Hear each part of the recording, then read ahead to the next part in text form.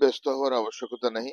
ଯେମିତି ଥଣ୍ଡା, କାଶ, କଫ, ଛିଙ୍କର ଅନେକ ଭୂତାଣୁ ଅଛନ୍ତି, କୋଭିଡ ଆଉ ଏକ ଭୂତାଣୁ। କାୟା ମେଲେଇଲାଣି କୋରୋନା। ବର୍ତ୍ତମାନ ସାରା ବିଶ୍ୱରେ ବର୍ତ୍ତମାନ କାୟା ମେଲଉଛି କୋରୋନା ଏବଂ ପୁଣି ଥରେ ଲେଉଟାଣି ମାରିଲାଣି। ବର୍ତ୍ତମାନ ଏହି ସମୟରେ କେମିତି ରହିବେ, କେମିତି ସଜାଗ ରହିବେ ଏବଂ ନୂଆ ଭ୍ୟାରିଏଣ୍ଟରୁ କେମିତି ସଚେତନତା ଅବଲମ୍ବନ କରିବେ, ଆମ ସହିତ ରହିଛନ୍ତି ଡାକ୍ତର ଜୟନ୍ତ ପଣ୍ଡା। ସାର୍, ପ୍ରଥମେ ଆପଣଙ୍କୁ ସ୍ୱାଗତ କରିବି ଧରିତ୍ରୀ ଲାଇଭକୁ। ମୋର ପ୍ରଥମ ପ୍ରଶ୍ନ ରହିବ ଆପଣଙ୍କୁ, କେମିତି ଏ ବର୍ତ୍ତମାନ କାୟା ମେଲଉଛି ଏବଂ ବିଶେଷ କରି ଏ ଭିତରୁ କେମିତି ସଚେତନତା ଅବଲମ୍ବନ କରିବେ ସାଧାରଣ ଜନତା? ଭୂତାଣୁ କେବେ ମାନବ ସମାଜକୁ ଛାଡିକି ଯାଏନି। ଏତେ ବଡ ଗୋଟେ ପ୍ୟାଣ୍ଡେମିକ କଲା ପରେ ବି ମଝି ମଝିରେ କାଁ ଭାଁ ଆମେ କୋଭିଡ ରୋଗୀ ଦେଖୁଛୁ, କିନ୍ତୁ ଭଲ କଥା ହେଇଛି ଆମ ଦେହରେ ରୋଗ ପ୍ରତିଷେଧକ ଶକ୍ତି ଆସିଯାଇଛି, ଆଣ୍ଟିବଡି ଆସିଯାଇଛି, ଇମ୍ୟୁନିଟି ଆସିଯାଇଛି। ସେଥିପାଇଁ ସେ ଗୁରୁତର ଇନଫେକ୍ସନ କରିପାରୁନାହିଁ। ସବୁ ଗତ ବର୍ଷ ଭଳି ଏ ବର୍ଷ ମଧ୍ୟ ଏଇ ସମରରେ ଗୋଟେ ୱେଭ ଦେଖାଯାଇଛି ଓମିକ୍ରନ ସବ୍ ଭେରିଏଣ୍ଟ JN1 ର, ଯାହାର ଷ୍ଟ୍ରେନ୍ LF7 ଆଉ NB181 କିଛି ମାତ୍ରାରେ ସଂଖ୍ୟା ସିଙ୍ଗାପୁରରେ, ହଂକଂରେ, ଚାଇନାରେ, ଥାଇଲାଣ୍ଡରେ, ଏପରିକି ଭାରତରେ ବଢେଇଛନ୍ତି। ଆମର କେରଳ, ତାମିଲନାଡୁ, ମହାରାଷ୍ଟ୍ର, ତେଲେଙ୍ଗାନା, ଦିଲ୍ଲୀରେ କିଛି କିଛି କେସ୍ ରିପୋର୍ଟ ହେଇଛି।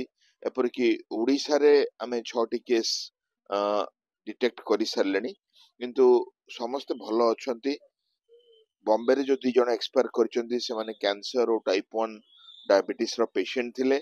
ଅନ୍ୟମାନେ ଗୁରୁତର ହେଇନାହାନ୍ତି, ଆଇସିୟୁ ର ଆବଶ୍ୟକତା ହେଇନି।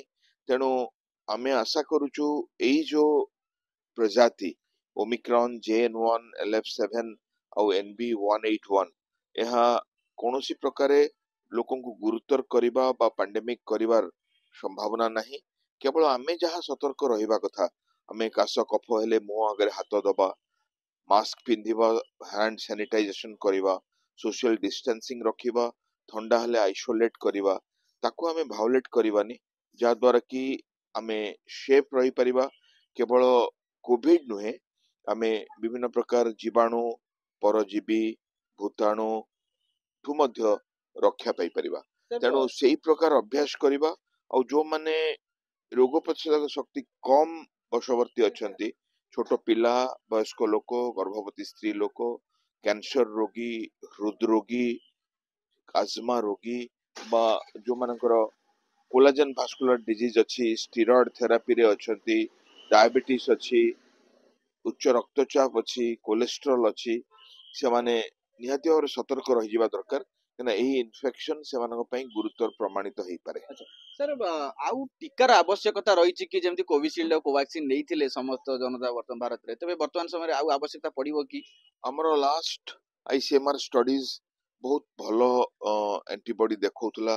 पूरा देश रे पाखापाखि 80% लोकंकर इम्यूनिटी थिला, किंतु जदि एई एंटीबॉडी संख्या कमिची बा रोग प्रतिषेधक शक्ति कमिची, ताहले अति बेसी रे गोटे बूस्टर डोज दरकार ही पारे। कि हमरो जो वैक्सीन रे बेले बेले हमें बूस्टर डोज रो आवश्यकता करथाउ। बूस्टर डोज हमरो कमी थिबा इम्यूनिटी को बढ़े दी थाई पारे। ता विषय रे आईसीएमआर, एम्स और ministry of health family welfare, central government से माने काम करूचंती।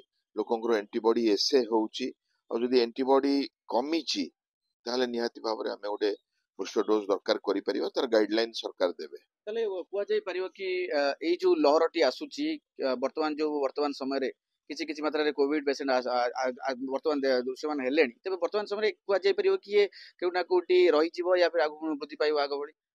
बिल्कुल व्यस्त होवार आवश्यकता नहीं। जेमिति थंडा, काश, कफ, छिंकर अनेक भूताणु अछंती, कोविड आउ एक भूताणु। कोविड बाहरले भी व्यस्त हुअंतुनी, हेले सतर्क रुहंतु, स्प्रेड को प्रिवेंट करंतु। और जो मानकर इन्फेक्शन चांसेस बेसी अच्छी घरे अच्छी बा जो माने रोग प्रतिरोधक शक्ति कम अच्छी, से माने सतर्क रुहंतु। यह बिल्कुल गोटे चिंतार कारण हबनी। बहुत बहुत धन्यवाद। मो सहित रही डॉक्टर जयंत पंडा, जी की तमाम प्रसंग पर आलोचना करते किपरि भाबे कोविड को प्रतिहत करिहेबो एवं नुआ लहर जो आसीछि वर्तमान समय भारत वर्ष में चिंतार कारण पलटि गलानी। तेबे कुआ जाई पारे गोटे कथा, सतर्कता ही कि यह ही मात दे पारिबो। तेबे प्रत्येक वर्ग रे यह सतर्कतार सहित अवलंबन कले कोविड रो लहर को आमे मूलोत्पाटन करि परिबा। कटक प्रभु कल्याण पाल। धरित्री live. Boarding completed. Nurture. Discover. Fly with pride. TSG Gurukul, the ultimate home for your child.